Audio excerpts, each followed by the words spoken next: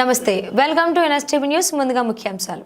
Municipal ఎన్నికల అనంతరం హుటాహుటిన అత్యవసర సమావేశం ఏర్పాటు చేసి మరీ ఒక వర్గానికే అనుకూలంగా నిర్ణయాలు తీసుకోవడం సిగ్గుచేటని సీనియర్ నాయకులు రావుల రామ్నాథ్ ఎమ్మెల్యే క్యాంపు కార్యాలయంలో నిర్వహించిన మీడియా సమావేశంలో అన్నారు.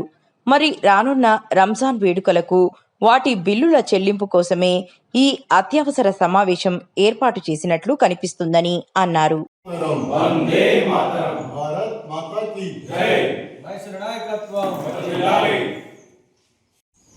పాలకవర్గం ఏర్పడ్డ తర్వాత మొన్న జరిగినటువంటి అత్యవసర పురపాలక సంఘ సమావేశం నిర్వహించడంలో ఆంతర్యం ఏమిటని భారతీయ జనతా పార్టీ ప్రశ్నిస్తున్నది. ఎందుకంటే ప్రమాణ స్వీకారం అయిపోయిన తర్వాత చాలా రోజులు సమయం బాకీ ఉన్నప్పటికీ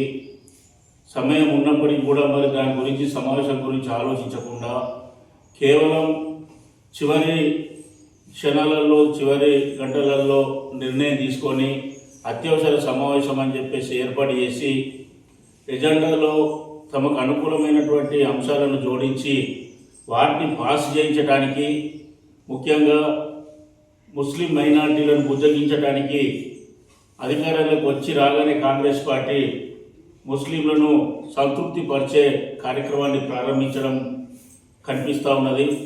మరి అంతేకాకుండా ఈరోజు కేవలం రంజాన్ పేరు మీద వాళ్ళు చేసేటువంటి ఏర్పాట్లలో రావాల్సినటువంటి బిల్లుల గురించి, పనులకు అనుమతుల గురించి మాత్రమే సమావేశం ఏర్పాటు చేసినట్టు కనిపిస్తూ ఉన్నది. మరి ఎమర్జెన్సీ సమావేశాలు ఎప్పుడు నిర్వహిస్తారనేది అధికారులకు తెలియదు అని చెప్పి మేము అడుగుతా ఉన్నాం. ఎందుకంటే వరదలు వచ్చినప్పుడు, కరువు వచ్చినప్పుడు, లేకపోతే ఇంకేదైనా నష్టాలు జరిగినప్పుడు ప్రజలకు అత్యవసర సమయంలో ఏదైనా సేవలు అందించాల్సినటువంటి అవసరం వచ్చినప్పుడు అత్యవసర సమావేశం ఏర్పాటు చేసి చర్చించి నిర్ణయాలు తీసుకునేటువంటి దీనికోసం మాత్రమే అత్యవసర సమావేశాలు పెడతారు. కానీ ఇక్కడ ఎమర్జెన్సీ సమావేశాలను పెట్టేసి కేవలం తమ అజెండాను పాస్ చేయించడం కోసం అక్కడ ఉన్నటువంటి లేనిపోని అధికారులను ఉపయోగించుకొని అధికారాలను అడ్డం పెట్టుకొని వాళ్ళు ఈ సమావేశాన్ని కావాలని చెప్పేసి డైవర్ట్ చేయడానికి పెట్టినట్టుగా మాకు అనిపిస్తూ ఉన్నది.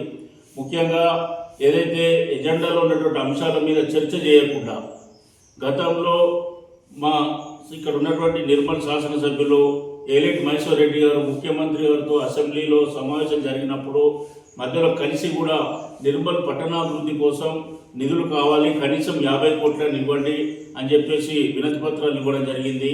మరి ఇటీవల నిర్మల్ జిల్లాలో కూడా ముఖ్యమంత్రి పర్యటించినప్పుడు కూడా వారిని కలిసి పర్సనల్గా రిక్వెస్ట్ చేసిన కారణంగా ముఖ్యమంత్రి 50 కోట్లు ఇవ్వలేను కానీ తక్షణం 15 కోట్ల రూపాయలు నిర్మల్ పట్టణాభివృద్ధి కోసం ఇస్తానని చెప్పేసి ఏవైతే నిధులు మహేశ్వర్ రెడ్డి గారి కృషి ఫలితంగా ఇక్కడ విడుదల చేయడం జరిగిందో మరి అప్పుడు ఉన్నటువంటి అధికారులతో సమీక్ష చేసి అక్కడ ఉన్నటువంటి 42 వార్డులలో ఏ ఒక్క వార్డుకు వివక్ష చూపించకుండా ప్రతి వార్డుకు నిధులను కేటాయించి ఏ వార్డులో అయితే అత్యవసర పనులు ఉన్నాయో, ఎక్కడైతే అభివృద్ధి అవసరం ఉన్నదో, ఎక్కడైతే ఇబ్బందులు గురవుతున్నారో ఆ ప్రజలకు అనుగుణంగా నిధులను కేటాయించి అన్ని వార్డులకు సమానమైనటువంటి న్యాయం చేసి నిధులను ఒక్కొక్క వార్డుకు ఏ విధంగా ఇవ్వాలనేటువంటి దీంట్లో వాటిని ఏర్పాటు చేసి 15 కోట్ల రూపాయల టెండర్ కూడా నిర్వహించడం జరిగింది.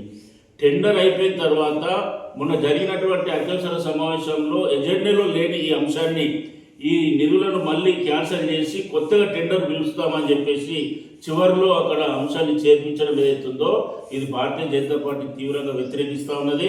ఈ విషయం మీద ఎమ్మెల్యే గారు స్థానిక కమిషనర్ గారి మీద మా జిల్లా కలెక్టర్ కూడా కాంప్లైంట్ ఇవ్వడం జరిగింది.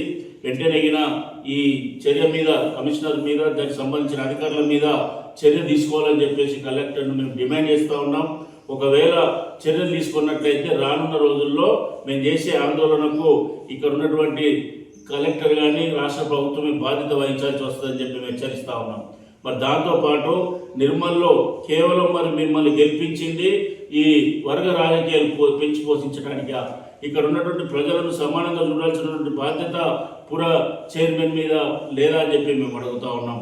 ఒక చైర్మన్ దగ్గర ఉన్నటువంటి అధికారాలను వైస్ చైర్మన్ లాక్కోవడం, ఎందుకంటే చైర్మన్ ఉండగా ఆమెను మాట్లాడించకుండా బీజేపీ సభ్యులు ఏదైనా ప్రశ్న అడిగితే సీనియర్ కౌన్సిలర్ సాగర్ సప్నా గారు ప్రశ్న అడగకపోతే వారిని నోరు మూయించి కూర్చోమని చెప్పి బెదిరించడం ఇట్లా ఎంతవరకు సమంజసం? ఎందుకంటే బీజేపీని కూడా భారతీయ జనతా పార్టీని ప్రజలు ఆదరించిండ్రు.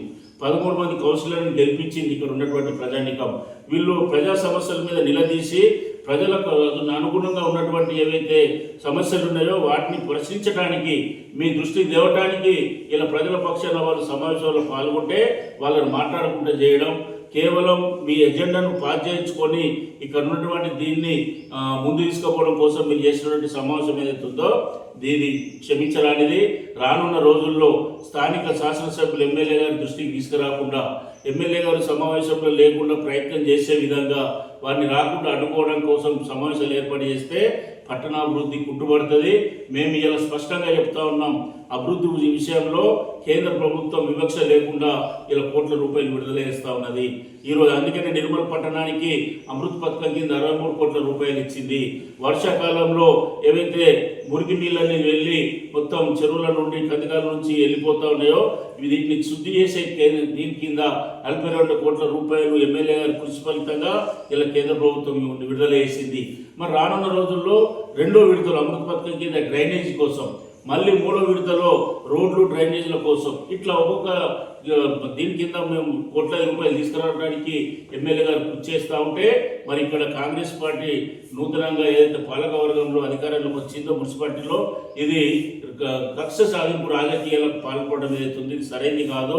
కాబట్టి ఏదేమైనా అభివృద్ధి విషయంలో కలిసి వస్తే ఎమ్మెల్యే గారు నిర్మల్ పట్టణాన్ని ముందులో కాంగ్రెస్ పార్టీ చేసేటువంటి ఏవైతే ఈ డబుల్ రాజకీయాలు ఉన్నాయో వీటిని మేము ప్రజల్లోకి తీసుకెళ్తాం, ప్రజల్లో మీ నిజ స్వరూపాన్ని బయట పెడతాం.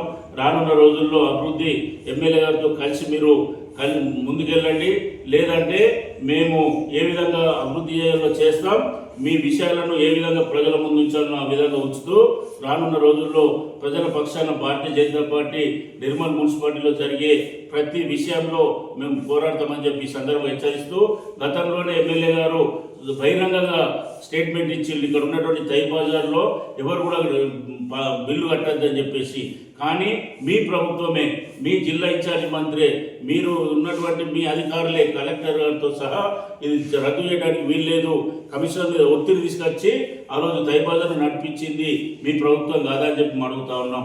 కాబట్టి ఇటువంటి చిన్న చిన్న విషయాల మీద రాజకీయం చేసి లబ్ధి పొందాలని చెప్పేసి ప్రయత్నం చేస్తే ప్రజలు చూస్తూ ఊరుకోరు.